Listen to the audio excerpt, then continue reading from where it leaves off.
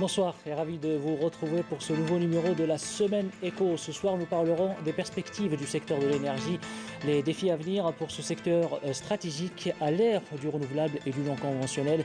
Où en est la Sonatrach 50 ans après la nationalisation des hydrocarbures? Quels sont les progrès réalisés par la compagnie nationale et par le secteur de l'énergie en Algérie? On va parler bilan et perspectives dans un environnement mondial en pleine mutation. Il sera question également d'évoquer la sécurité énergétique. Quel choix adopter maintenant pour éviter le scénario du pire?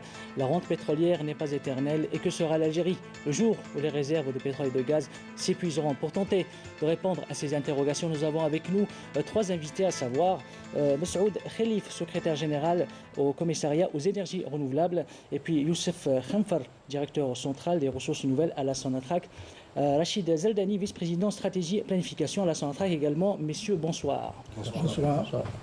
Voilà, mais avant d'entamer le débat avec nos invités, nous allons faire un tour du côté de l'est du pays, précisément à Skikda, où notre reporter Abdelmajid Belkacsi a visité pour nous différentes installations de la Sonatrach. Un reportage qui illustre très bien le travail fait par les femmes et les hommes de la compagnie nationale des hydrocarbures sur le terrain. Je vous propose de suivre ce reportage et on se retrouve juste après. La raffinerie de Skikda, RA1K, reste l'autre fleuron de l'industrie pétrolière et gazière algérienne. Construite en 1979, elle est la première unité de raffinage de Sonatrach. Tournant à plein régime, de jour comme de nuit, RA1K nous livre une variété de produits dérivés des hydrocarbures. Parmi ces jeunes cadres qui pilotent certaines opérations de la raffinerie, nous avons rencontré Houria et Ali, deux ingénieurs qui ont rejoint le complexe en 2005. Cela fait déjà 16 ans. La raffinerie de Skikda, elle a la particularité de produire plusieurs gammes de produits allant des gaz comme le propane et le butane et bitume. Elle produit aussi les carburants essence, diesel et même le jet pour les avions. Elle englobe des unités de distillation atmosphérique avec des capacités de 16,5. Elle traite le brut de Hassi Messoud, millions de tonnes annuellement. Donc la raffinerie a connu un grand projet de réhabilitation et adaptation qui permet de moderniser le système de contrôle et commande. Donc on a installé un système SNCC, un système numérique de contrôle-commande qui permet l'acquisition des données des différentes unités de production. Une production destinée aussi bien au marché national que pour l'export.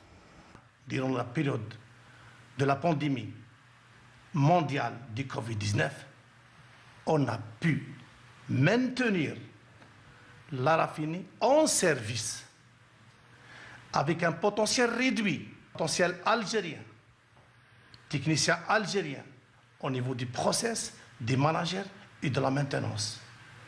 On a exporté 100 000 tonnes d'essence sans plan et 620 000 de gasoil. L'autre hydrocarbure traité sur la plateforme pétrolière et gazière de Skikda, le condensat, qui est assimilé à une forme de pétrole léger de haute valeur. Et bien sûr, dans la stratégie du groupe Sonatrach, tout est mis en valeur. La raffinerie de condensat elle a été conçue dans le but de valoriser les constituants qui sont soutirés du condensat. C'est le butane comme gaz, naphtha qui est pour le marché international parce qu'au niveau de l'Algérie, il n'y a pas d'unité pétrochimique qui traite le naphtha, et les gasoils, le kérosène. Donc le naphtha, il est produit à hauteur de 80%. Le kérosène, il est produit à hauteur de 10%. Et le reste, c'est le butane. Le reste, c'est le gasoil avec le butane. Et le naphtha, il est commercialisé. Il peut être commercialisé seul en tant que naphtha pétrochimique ou mélangé au naphtha de RNK pour être vendu en tant que pour le marché international c'est un constituant pétrochimique. Pourtant, parmi les premiers objectifs de l'Algérie durant les années 70 et 80, la filière de la pétrochimie figurait en bonne place et était une de ses priorités. L'Algérie, dans le temps, a investi dans ce créneau et a pu concrétiser deux complexes au niveau national en se basant sur une stratégie bien définie. La stratégie que l'Algérie a adoptée dans le temps était fondée sur la satisfaction des besoins nationaux et dans un objectif secondaire d'atteindre les marchés internationaux. Donc, dans le temps, l'Algérie a pu construire un parc de transformation des produits pétrochimiques qui dépassait les 2 millions de tonnes. Aujourd'hui, Sonatrach veut relancer le secteur de la pétrochimie. Un défi à relever malgré des contraintes. Des perspectives sont déjà tracées et avant ça, il y a l'adaptation des lois et de la législation.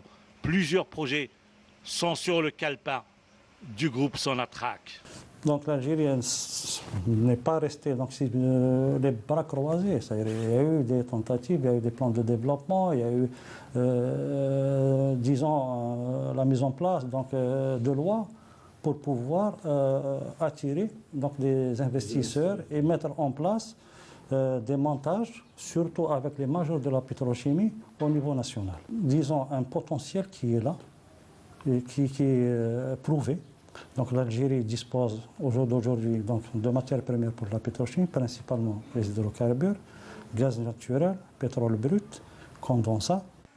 Des projets ambitieux pour relancer la pétrochimie et arrêter un tant soit peu la dépendance du pays de l'importation de beaucoup d'intrants utilisés dans l'industrie pétrochimique. Voilà, retour au débat avec nos invités. On vient de le voir à l'instant, la Sonatrach qui est déployée sur le terrain à travers les travailleurs et travailleuses de la compagnie pour garantir bien évidemment l'énergie nécessaire pour le fonctionnement de l'économie, mais également les ressources financières, parce que Sonatrach finance pratiquement la totalité de l'économie. Mais l'avenir, on le dit de plus en plus, est pour les énergies renouvelables et non conventionnelles. Alors nous allons commencer avec vous, Monsieur Saoud Khelif, vous êtes secrétaire général au commissariat des énergies renouvelables. Alors, vu ce qui se passe dans le monde aujourd'hui, cette mutation, cette transition énergétique qui s'accélère, on le voit à travers la voiture électrique, on le voit à travers la diminution de la consommation des énergies fossiles. Où en est l'Algérie dans cette transition énergétique? Alors, théoriquement, l'Algérie devait suivre le rythme qu'impose l'économie mondiale et surtout cette transition énergétique qui a débuté dans les pays qui l'ont entamée au bon moment, c'est-à-dire suite à la prise de conscience en matière d'environnement et de sécurité énergétique à long terme. Et donc ça a commencé pratiquement vers les années 90 du siècle passé. Et théoriquement, l'Algérie était assez en phase puisque les premières lois, si vous voulez, qui prévoyaient l'ouverture, si vous voulez, de ce type d'économie et qui imposaient les règles dont tout le monde était conscient et qui servaient de plateforme pour le développement de ces énergies renouvelables, notamment les productions à base de ces énergies-là et surtout en matière d'énergie finale qui est l'électricité à partir de ces ressources-là. Donc pratiquement les réglementations qui ont été élaborées en Algérie pour encourager le développement des énergies renouvelables sont pratiquement en phase avec celles qui ont été élaborées ailleurs, puisque la première loi qui parlait de ça, c'est la loi 2002 qui est sortie le 5 février 2002 et qui imposait l'ouverture du marché de l'électricité qui était un point de passage obligatoire pour le développement des énergies renouvelables. Cela n'a pas forcément permis aux énergies renouvelables de se développer. Malheureusement, sur le voilà, terrain, non, la loi elle a existé, sauf que l'application n'a pas bien suivi. Et c'est pour ça que jusqu'à l'heure actuelle, on n'a pas de marché d'électricité comme le prévoit en clair plusieurs articles de la loi 2002. Très bien. Donc il est nécessaire justement d'avoir ce marché libre de l'électricité pour espérer le développement des énergies renouvelables. Absolument, parce que si on cherche, disons, à encourager l'investissement, parce que rien ne peut se faire sans investissement, sans l'intervention des opérateurs principaux, et si on veut investir dans ce domaine-là, c'est que ce n'est pas un marché traditionnel, si vous voulez, puisque là, il y a beaucoup de producteurs, sauf qu'en général, il y a toujours un client unique, c'est le gestionnaire du réseau électrique, puisque on ne peut pas consommer directement les énergies produites, par exemple solaire sous forme chaleur ou bien éolienne sous forme mécanique. Donc elles sont consommées, au final, elles sont consommées sous forme d'électricité. Et donc il va falloir ouvrir ce marché-là. Très bien. Youssef Namfar, vous êtes directeur donc ressources nouvelles et non conventionnelles à la Sonatrach.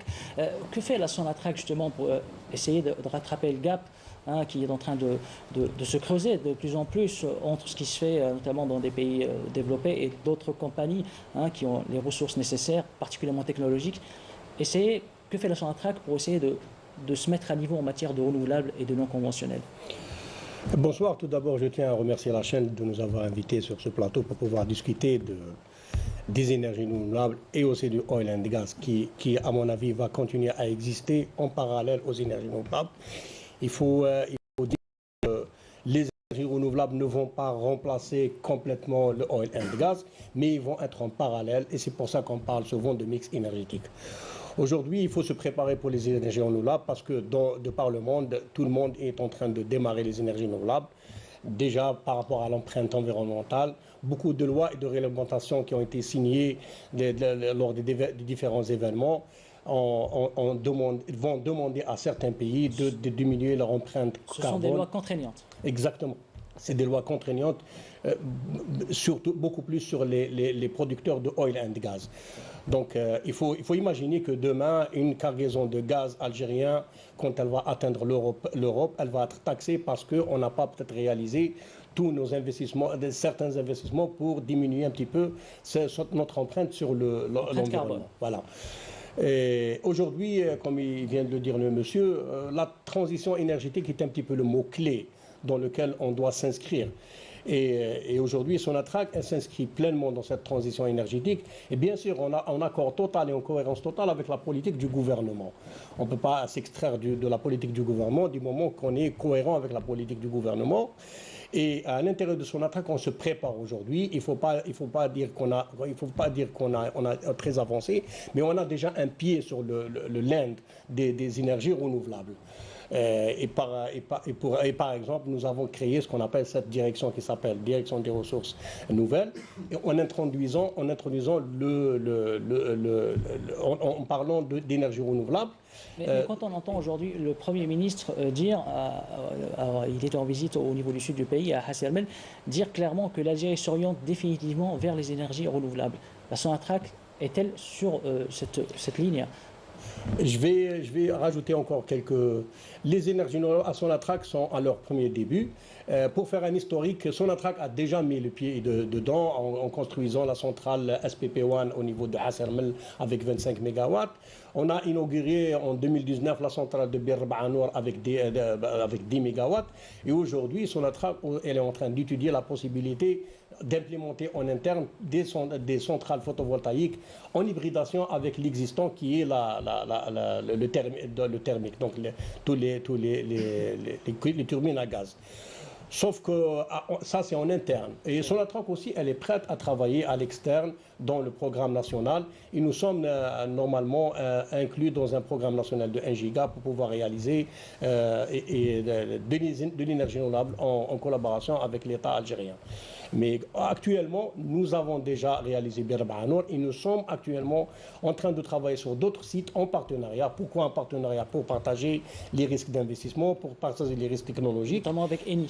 Notamment avec Eni sur des sites où on est. Et on va aussi chercher d'autres partenaires dans des sites en partenariat pour pouvoir avancer avec le partenaire sur des sites de Sonatrach et implémenter 6 sites de production d'huile et de gaz avec des centrales photovoltaïques qui aideront ce site à produire de l'électricité et aussi à la limite diminuer cette facture d'électricité qui s'élève de temps en temps à $1 million par an. Bon, Monsieur Zeldani, donc je vous rappelle que vous êtes responsable de tout ce qui est prospective et vous êtes un peu dans la projection pour ce qui est de la Sonatrach, vous êtes vice-président. Alors quand on voit aujourd'hui ce qui se passe dans le monde, les compagnies qui s'orientent de plus en plus vers les nouvelles technologies en matière d'énergie, est-ce que c'est aussi la vocation Sonatrach de devenir un acteur majeur dans le renouvelable en Algérie et pourquoi pas à l'international? Merci pour la question.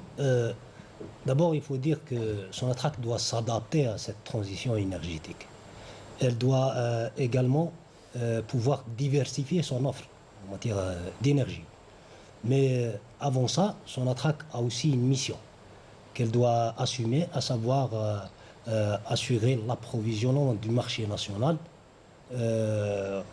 en sources d'énergie, que ce soit les énergies conventionnelles, pétrole et gaz, que ce soit d'autres formes d'énergie. Sonatrach continue à investir bien sûr dans le pétrole et le gaz et elle travaille, comme l'a dit mon collègue M. Khamfar, sur le développement des énergies renouvelables. Pourquoi on est actuellement en phase vraiment de préparation, même si on a réalisé quelques projets, c'est avant tout expérimenter le concept, parce que les investissements sont très lourds et aussi on doit apprendre les technologies. Sonatrach doit apprendre ces technologies, même si on va aller en partenariat avec des partenaires de qualité. Et comme ça va nous permettre de porter ces projets qu'a cité M. Khamfar, ces projets de solarisation des sites du Sud, vers des échelles plus importantes. Sonatrach aussi réfléchit sur l'investissement dans les énergies renouvelables à l'international aussi, pas uniquement en Algérie. Bien sûr, s'il y aura des opportunités qui permettent à Sonatrach de participer et d'avoir cette technologie à l'instar des autres compagnies internationales. Alors, juste pour expliquer, donc cette partie, quand vous dites Sonatrach est prête à participer, c'est-à-dire est prête à faire de l'acquisition technologique, acheter des entreprises qui sont avancées dans un domaine donné, dans le solaire par exemple. Donc, cela. Aujourd'hui, on sait que les énergies renouvelables présentent des opportunités très intéressantes. On a vu de grands groupes acheter carrément des entreprises qui sont dans les énergies renouvelables. Maintenant, il y aura un examen des opportunités, que ce soit Sonatrach, elle a déjà créé une structure spécialement pour ça, qui s'appelle Business Development. Elle étudie les opportunités, que ce soit en national ou à l'international. Bien sûr, il y aura des choix basés sur la faisabilité de ces opportunités, l'acceptabilité aussi. Il faut que ces choix soient acceptables par les parties prenantes, que ce soit par l'État algérien, que ce soit par Sonatrach, le management de Sonatrach, les organes sociaux de Sonatrach, que ce soit par la population, que ces choix soient en interne ou à l'externe, et aussi en termes de pertinence. Est-ce que ces opportunités sont cohérentes avec tout ce que fait Sonatrach et par rapport à ses missions et ses ambitions futures. Très bien. Voilà. Je reviens à vous, Monsieur Khamfar. Alors, si on parle de stratégie pour la Sonatrach, ce qui est visible en tout cas, c'est ce choix fait de faire le mix entre le gaz et le solaire. C'est une approche réaliste. C'est comme ça que c'est présenté en tout cas par la Sonatrach. Oui, le gaz déjà, lui, est un élément de la transition énergétique. Donc Sonatrach doit s'atteler à continuer à produire du gaz.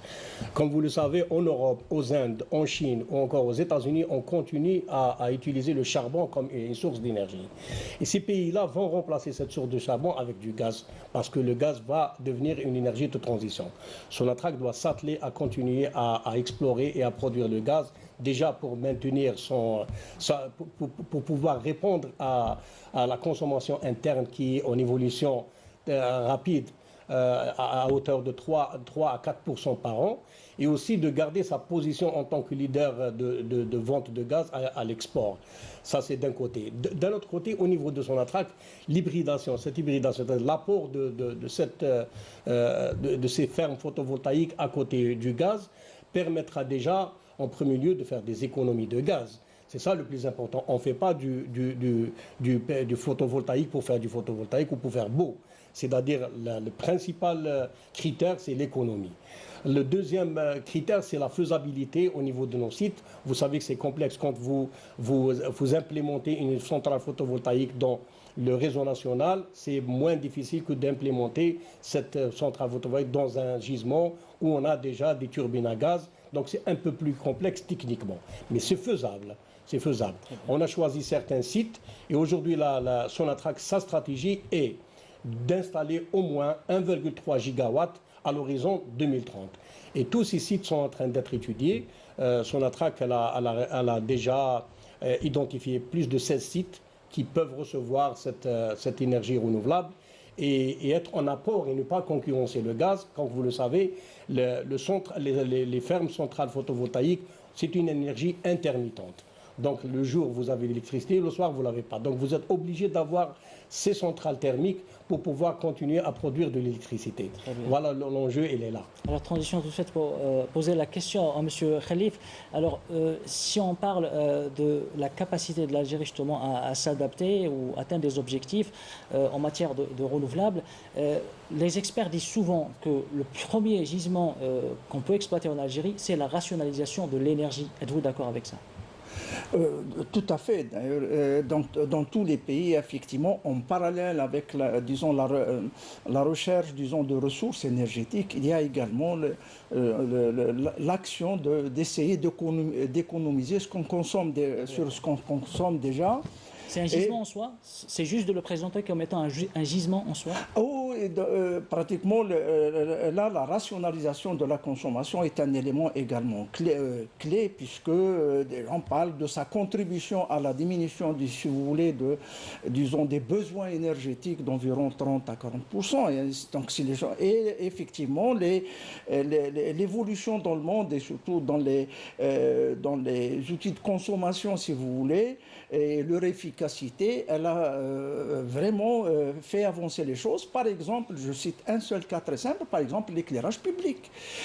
C'est un des domaines qui avance le plus avec les nouvelles technologies des LED. Par exemple, là déjà, dans le monde, on recense donc 5 à 6% de réduction sur la consommation globale. C'est-à-dire que l'éclairage public, par exemple, il y a 10 ans, il consommait à peu près le 5e de l'électricité produite et actuellement, il en consomme les 15%. Il y a aussi l'habitat, les transports, il y a aussi l'habitat et les transports. Oui, tout à fait. On peut réduire la consommation. Et là, effectivement, comme l'ont dit mes collègues, si vous voulez, que les ressources fossiles restent également nécessaires, si vous voulez, pour divers besoins, mais le tandem, si vous voulez, énergie renouvelable, sources fossiles, permettra certainement à la fois d'atteindre les objectifs d'environnement et les objectifs donc de consommation des citoyens. Voilà. Très bien. Donc on reste toujours avec la nécessité d'avoir le gaz comme énergie de transition. Je pose la question à vous, Monsieur Zeldani. Alors, c'est vrai que le gaz, on en parle comme étant l'énergie de transition par excellence, mais il y a aussi le problème de la disponibilité. Alors, l'Algérie est-elle condamnée aussi à explorer d'autres sources d'énergie pour ce qui est du gaz? Je parle du non conventionnel. Oui. Alors, déjà dans le conventionnel, si on parle du gaz conventionnel, le potentiel en Algérie, il reste aussi important. Le potentiel à découvrir, c'est-à-dire ce qui reste aujourd'hui dans le sous-sol algérien.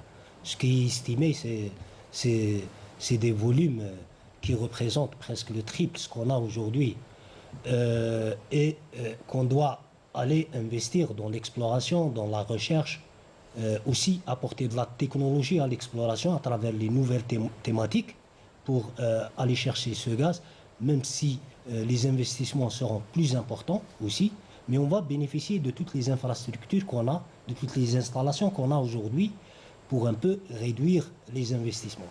Sur le non conventionnel aussi, le potentiel, il est là, il est estimé aussi à des niveaux très élevés. Et plus important que les ressources conventionnelles. L'estimation qui a été faite donne des chiffres très importants par rapport au conventionnel. Ce gaz, il existe. Maintenant, l'exploiter, le développer va dépendre de beaucoup de paramètres parce que n'oubliez pas que le gaz non conventionnel coûte très cher. Il est très complexe à exploiter et à aller chercher. Aujourd'hui, Sonatrach ne peut pas, si demain elle va exploiter ce gaz, elle ne peut pas le faire tout seul.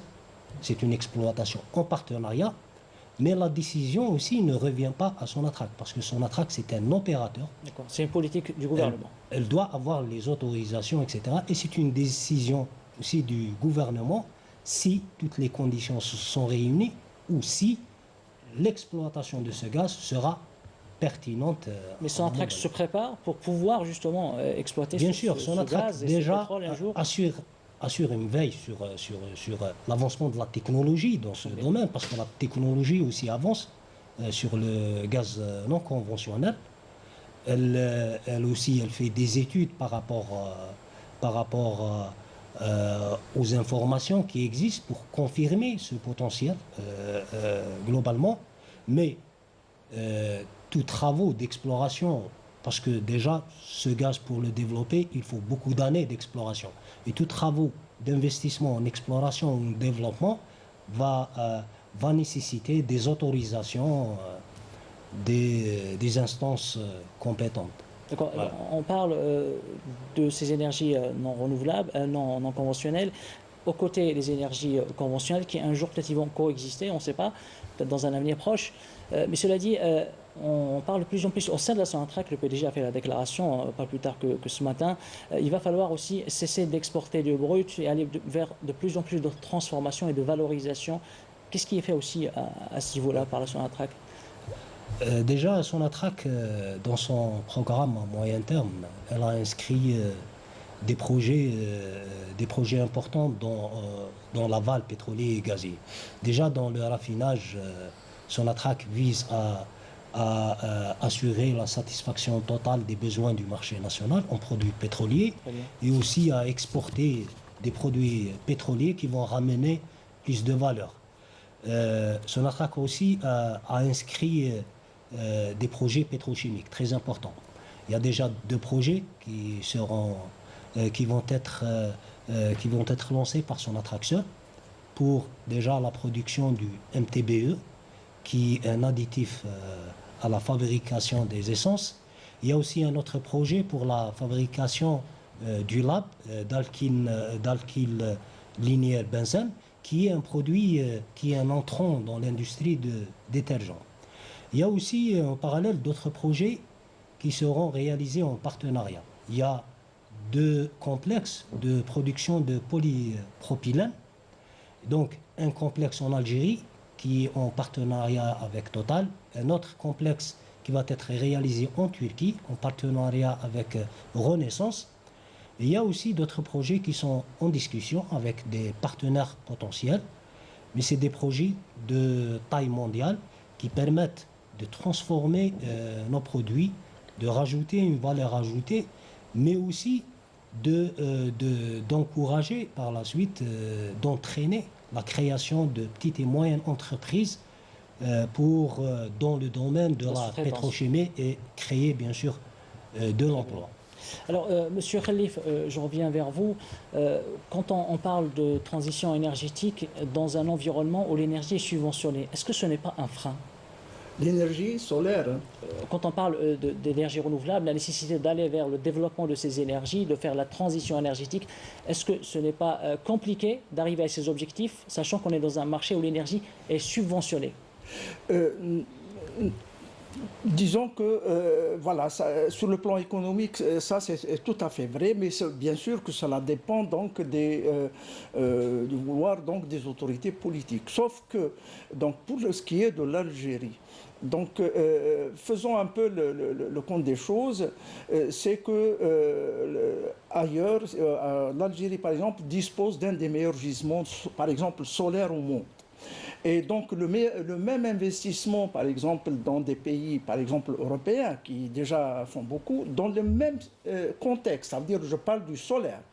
C'est-à-dire que le même investissement, quand il sera fait, par exemple, ici en Algérie, il sera, disons, pratiquement 2 fois plus rentable, pour la simple raison que, par exemple, dans des pays nordiques, ils font leurs calculs sur la base, par exemple, de 1200 heures d'ensoleillement par an, alors que nous, on en a à peu près entre 2000 et 3000. C'est vrai que l'histoire de la température fait chuter un petit peu les rendements, mais on reste nettement au-dessus. Donc voilà déjà un critère qui est très important.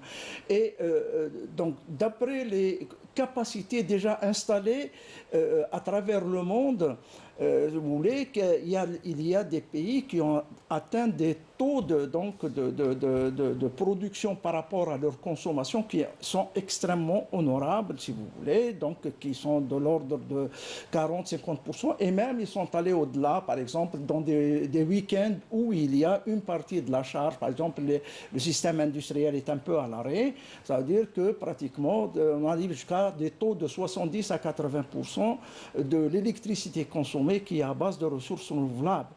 Donc les choses évoluent. Alors pour ce qui est de ces appréhensions-là par rapport aux énergies renouvelables, et j'ai parlé tout à l'heure que le vecteur d'énergie électrique qui reste bien sûr le moyen le plus, disons, efficace pour, disons, faire développer ces énergies-là. Les choses évoluent très très vite, si vous voulez. C'est vrai que tout à l'heure, mon collègue a cité l'histoire de l'intermittence qui exige du stockage, si vous voulez, pour pouvoir pallier aux heures creuses, là où, par exemple, la ressource n'est pas disponible, mais les choses évoluent très très vite et de toutes les façons, le réseau, un bon usage et une bonne gestion du réseau électrique a déjà résolu tous les problèmes avec les réglementations qui s'imposent. D'accord. Alors, si on parle des énergies renouvelables et d'efficacité énergétique, il y a une déclaration du ministre en charge des énergies, de la transition énergétique, Chemseddine Chitoul, qui a affirmé que l'Algérie pourrait atteindre les 50% d'énergie produite à base de renouvelables et de non conventionnels. Est-ce une utopie ou vous pensez que c'est réalisable? Et oui, il faut faire... À l'horizon 2030. Oui, il faut faire le bilan aujourd'hui de ce qu'on est en train de consommer dans le national. Aujourd'hui, on est à peu près entre 42 et 45 milliards de mètres cubes de gaz consommés au niveau national. Donc 40% sont pour la production d'électricité, 20% pour les ménages, donc tout ce qui est gaz, et 20% pour l'industrie, les 10 autres % dans d'autres domaines de transport et tout ce qui s'ensuit. On ne peut pas continuer comme ça. On ne peut pas continuer comme ça. Il va falloir trouver la solution. Qu'on le veuille ou pas, tout à l'heure vous avez posé la question sur le gaz ou encore l'exploration pétrolière. Certes, nous allons continuer à explorer, nous allons trouver d'autres gisements. Dans l'exploration pétrolière, il faut toujours être optimiste.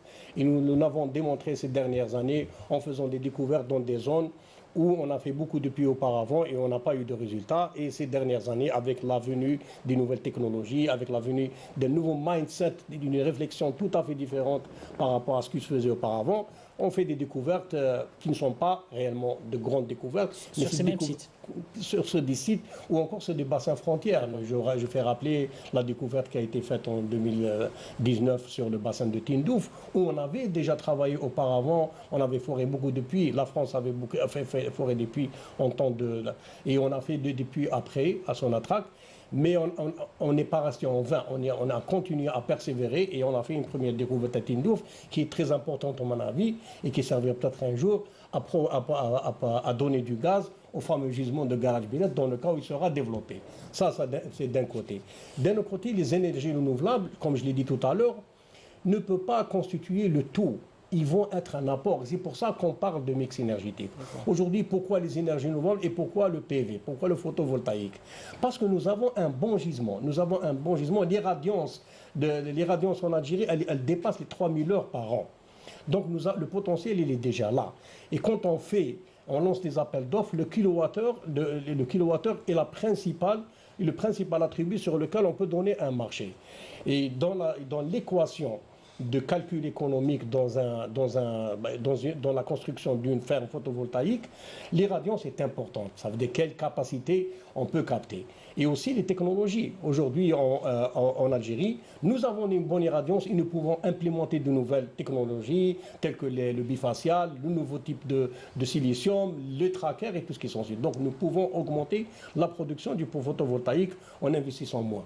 En tout cas, d'après une étude de l'Agence internationale de l'énergie, les énergies nouvelles, en fin de compte, elles ne se sont pas substituées à une partie de l'énergie produite à partir du fossile, mais se sont rajoutées et ont répondu à une partie de la consommation supplémentaire. Donc, on n'est pas dans le remplacement. Jusqu'à maintenant, ça ne s'est pas arrivé dans le monde. Je suis entièrement d'accord. Vous avez raison. Le dernier rapport qui a été publié par l'UREN n'exclut pas le gaz et le huile jusqu'à l'année 2040-2045. Il le garde toujours comme étant une énergie qui va être utilisée. Et il y a des majors américains aujourd'hui qui ne sont pas encore engagés dans les énergies en ayant une croyance profonde que le gaz et le pétrole vont continuer à exister en parallèle avec l'augmentation ou l'implémentation de ces énergies renouvelables continuellement et progressivement jusqu'à l'année 2040-2050. Alors, Monsieur Zelani, alors quand on voit ce qui se passe dans les pays développés, même si, d'après l'Agence internationale de l'énergie, les ressources nouvelles ne vont pas permettre de se substituer aux énergies fossiles, est-ce que ça ne vous inquiète pas un peu de voir qu'on va de plus en plus vers la voiture électrique, vers des modèles moins énergivores? Est-ce qu'à un moment donné, on ne risque pas de se retrouver avec des surplus de production pétrolière qui ne trouveront pas forcément preneur? Est-ce qu'il y a ce risque? Oui, effectivement, peut-être qu'il y aura ce risque, mais il y aura un impact aussi sur le prix. Voilà, il y aura un impact sur le prix. C'est ça le risque, c'est que les prix vont baisser systématiquement. Maintenant, si revenons surtout sur les renouvelables, c'est que toute capacité aujourd'hui qui va être installée dans les renouvelables va freiner l'augmentation de la consommation des énergies fossiles. Parce que, surtout en Algérie, si on prend les dernières 10 années, la consommation, quand même, elle a augmenté à un taux annuel moyen autour de 4 à 5% par an. Parfois à deux chiffres. Voilà, parfois deux chiffres. Donc c'est une consommation très, très, très importante. Et il faut freiner cette consommation. Sinon, on risque de consommer toute notre production. Et même si les investissements, parce que Sonatrach investit chaque année des sommes importantes. Sur les 10 dernières années, on a investi autour de 100 milliards de dollars. C'est un niveau très très important pour renouveler déjà l'équivalent de 2 milliards de TEP qui ont été produites. C'est énorme, on a pu les renouveler à travers l'effort d'exploration et aussi l'effort fait sur les gisements qui sont aujourd'hui en exploitation, l'effort d'améliorer la récupération, mais aussi d'aller chercher d'autres volumes qui sont aujourd'hui probables et possibles et les prouver. Surtout que ce que produit Sonatrach ne sert pas seulement à fournir le marché national pour l'énergie nécessaire, mais sert aussi à rapporter toutes les devises dont l'Algérie a besoin. Exactement. Et c'est ça l'équation. C'est-à-dire que ce que nous consommons localement et nous n'exportons pas, c'est de l'argent en moins pour les caisses de l'État. Exactement, c'est ça. C'est pour cela que quand vous avez posé la question sur le gaz, le mix gaz avec les énergies renouvelables, c'est un mix très, très intéressant pour l'Algérie, parce que si on développe, nous, à Sonatrach, développer, solariser nos sites de sud permet d'économiser du gaz qui va être destiné au marché international. Et permet en même temps de rentabiliser, de rendre économique l'opération de construction des énergies renouvelables à travers cette valorisation du gaz naturel. Très bien.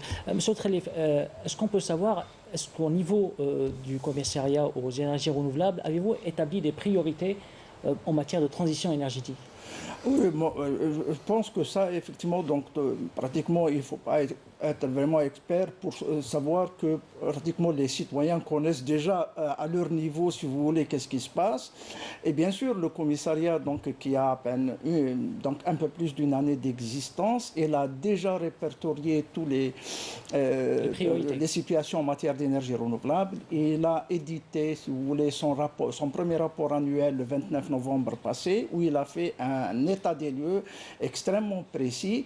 Et de toutes les façons, dans ce domaine-là, il faut dire que les choses, dans le domaine des énergies renouvelables, partout ailleurs, disons, les choses sont parfaitement transparentes et on dispose également des tendances les plus visibles, si vous voulez, pour l'évolution de ce domaine-là. Par exemple, tout le monde parle effectivement de coûts de production et de coûts d'investissement, donc de l'énergie finale qui est l'électricité.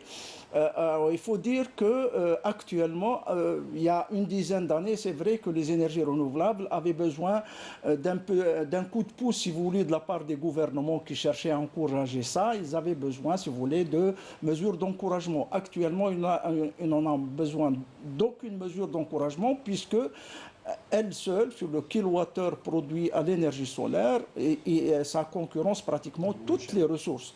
Bon, puisqu'on est à 2 centimes d'euros le kilowattheure, donc tous les appels d'offres qui se passent à travers le monde montrent que le domaine du photovoltaïque qui se développe le plus, bon, il y a l'éolien également qui fait très bien, mais il va falloir avoir des gisements sûrs.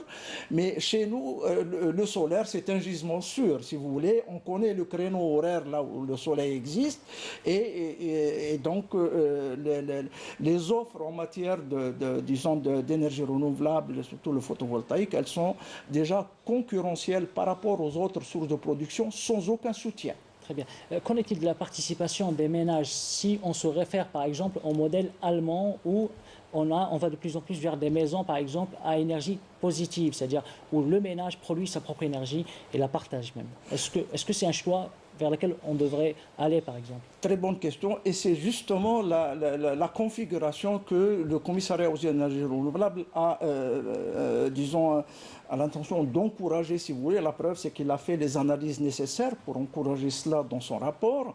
Et toujours, on donne, à titre d'exemple, là déjà, comme vous l'avez dit, donc il y a des statistiques précises sur, par exemple, les ménages, la contribution du résidentiel, donc au mix énergétique global. Et là, d'abord, par exemple, avec les ressources classiques, on ne peut pas parler de production au niveau résidentiel. Donc déjà, c'est ce qu'on appelle les productions décentralisées, c'est-à-dire qu'elles peuvent être faites en petite quantité, mais en très grand nombre. Et là, je donne toujours l'exemple, puisqu'on a des statistiques extrêmement précises. Aujourd'hui, par exemple, en Allemagne, qui n'est pas un pays nordique, où j'ai dit tout à l'heure qu'il table sur à peu près 1200 heures par an, alors qu'en Algérie, on a à peu près 3000 heures d'ensoleillement par an. Et donc, il y a 1 700 000 petits producteurs. Ce sont des petites productions qui sont du volume de la consommation d'un ménage ou bien même 50%. Donc 1 700 000 petits producteurs au niveau résidentiel et tertiaire, si vous voulez, les administrations, ainsi de suite, qui produisent un peu plus de 32 gigawatts. 32 gigawatts, c'est 2 fois le pic de consommation en Algérie en été, donc à cause de la clim.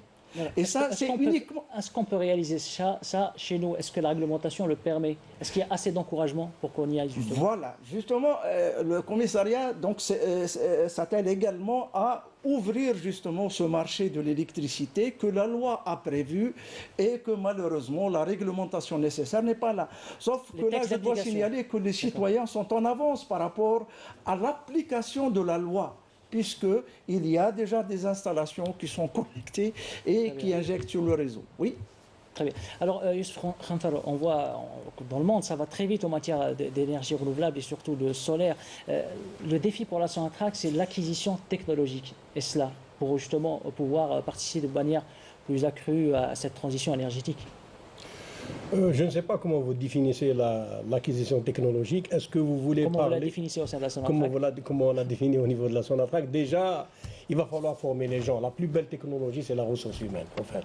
Donc, il faut déjà tabler sur la formation des individus à l'intérieur de Sonatrach ou en dehors de Sonatrach. Ça se fait déjà? Ça commence à se faire. Je vous ai dit tout à l'heure que la création déjà d'une direction centrale qui va s'occuper des énergies renouvelables est un signal fort que Sonatrach veut, à l'instar de toutes les entreprises du monde, qui ne sont plus maintenant des entreprises oil and gas, qui sont des entreprises énergétiques. Nous devons diversifier notre forme d'énergie, c'est-à-dire on va diversifier l'énergie. Ça ne sera pas en forme de gaz ou d'huile, ça va être d'électricité peut-être demain. Donc Sonatrach doit faire comme les grandes compagnies, devenir fournisseur de matières énergétiques ou d'électricité au client final. Exactement. Si ça, c'est un projet que nous souhaiterons. De toutes les façons, Sonatrach est prête à contribuer, que ce soit en interne, vous le savez, quand je l'ai dit, nous avons un programme, nous sommes en train de l'implémenter au niveau de nos sites. Nous avançons doucement et sûrement, mais nous allons le réaliser parce que nous avons du temps, c'est à l'horizon 2030. Il n'y a aucun souci pour ça et toutes les implémentations vont se faire au fur et à mesure qu'on avancera. Maintenant, dans le réseau national... C'est quelque part aujourd'hui dans le métier du pétrole et du oil and gas, en fait, on n'est pas en train de changer de métier. Ce sont de nouveaux métiers qui apparaissent. Oui, bien sûr, il y a de nouveaux métiers qui apparaissent, à l'exemple de plusieurs compagnies, Eni, Total et tout. Quand ils n'ont pas la technologie, en fait, ils l'achètent. Eni, elle a acheté carrément des sociétés qui font dans les énergies renouvelables. Total a fait la même chose. Et même aux USA, c'est la même chose. Quand on ne connaît pas, il faut mieux acheter la technologie, son accaparer de cette technologie et puis la faire développer en interne. Voilà ce qui doit se faire. Parce que la courbe d'apprentissage, elle est trop longue. Il ne faut pas imaginer comme il a dit le monsieur tout à l'heure, que ces compagnies qui sont dans les énergies renouvelables ont appris rapidement. Ça fait plus d'une vingtaine d'années qu'ils sont en train de travailler dessus pour arriver aujourd'hui à fabriquer un panneau photovoltaïque ou autre. Et figurez-vous que les dernières années, plus de 500 gigas ont été installés aux États-Unis et je vous informe que les panneaux photovoltaïques n'ont pas été construits aux États-Unis. Ils ont été importés de Chine pour vous dire que la compétitivité, elle est dans la technologie elle-même et aussi dans l'économie du projet. Et on doit faire attention à ce rapport économie du projet et technologie à implémenter et aussi la façon de faire les projets eux-mêmes. Très bien. Monsieur Zelnay, donc si on a bien compris en écoutant M. Khafer, Sonatrach ne peut pas se contenter uniquement de partenariats pour aller vers les énergies renouvelables et faire sa transition énergétique, mais elle doit aussi faire des acquisitions technologiques, c'est-à-dire acheter des entreprises qui sont dans le domaine des énergies nouvelles. Alors, c'est clair qu'on va aller en partenariat pour certains investissements, notamment qui aujourd'hui on ne dispose pas de la technologie, et aussi pour partager les investissements. Pour partager les risques. Ça c'est pour partager les risques. Très bien. Mais ça ne va pas être suffisant, comme vous le dites si bien. Vous avez déjà dit que ce business, les énergies renouvelables, vient s'ajouter à ce que font aujourd'hui des compagnies. C'est un nouveau business, c'est un business unit qu'il faut rajouter, donc qu'il faut aller maîtriser, mais aussi savoir développer tout seul. Donc, soit à travers des acquisitions, mais aussi soit à travers le développement en interne. Donc, ça va dépendre de la stratégie, quelle est la meilleure manière. Là où on va peut-être acquérir, si on veut se positionner sur certains marchés, et là où on doit se développer en interne nous-mêmes pour développer une compétence et utiliser aussi les sociétés algériennes, parce qu'il y aura en Algérie beaucoup de sociétés qui vont investir dans ce domaine et aussi nous avons nos filiales qu'il faudrait aussi spécialiser dans le domaine des énergies renouvelables. Voilà. Très bien.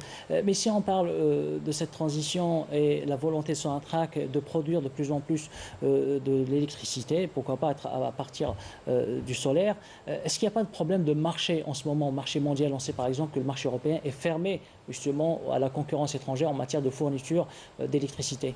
Est-ce que ce n'est pas un obstacle? Vous pensez que ce temporaire, ça va finir par s'ouvrir? Oui, exactement, parce que c'est clair que le marché va être un obstacle. Même si aujourd'hui, l'option d'aller investir dans le renouvelable pour exporter, déjà ça coûte très cher, ça nécessite des investissements de transport qui seront très très chers.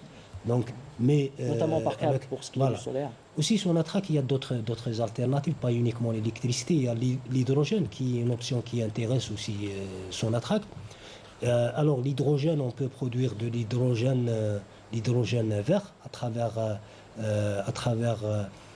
l'électrolyse de l'eau en utilisant bien sûr l'électricité issue des renouvelables.